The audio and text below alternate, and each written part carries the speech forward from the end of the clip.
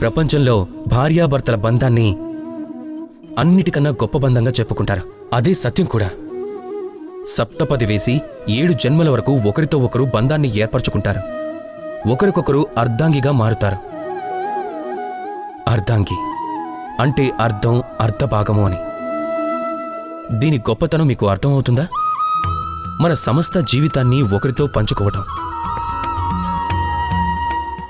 మరి ప్రపంచంలోని అందరూ భార్యాభర్తలు ఒకరితో ఒకరు వారి జీవితాన్ని ఇలా పంచుకోగలరా? ఇందులో అందరూ ఒకే విధంగా ఉండగలరా?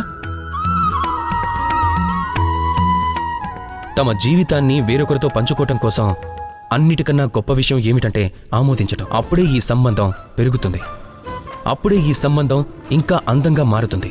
ఒకరిలో ఒకరు దోషాలను వెతకటం, కించపరచటం, దీనివల్ల కేవలం ఒక్కటే కార్యం జరుగుతుంది. అది ఈ సంబంధంలోని జీవితాన్ని నాశనం చేసేస్తుంది, అంతే. అందుకనే మీరు ఏం చెయ్యాలి అంటే, ఒకరిలోని దోషాలను ఒకరు అర్థం చేసుకుని వాటిని ఎత్తి చూపకుండా వాటిని మార్చుకోవాలి. వారిలోని తక్కువలను వారి శక్తిగా మార్చాలి. ఇదే దంపతుల యొక్క దాంపత్యం అవుతుంది. ఇదే చెడును అణిచివేయడం అవుతుంది, గుణాలను మార్చుకోవడం అవుతుంది, పరిపూర్ణమైన జీవితం అవుతుంది. రాధాకృష్ణ.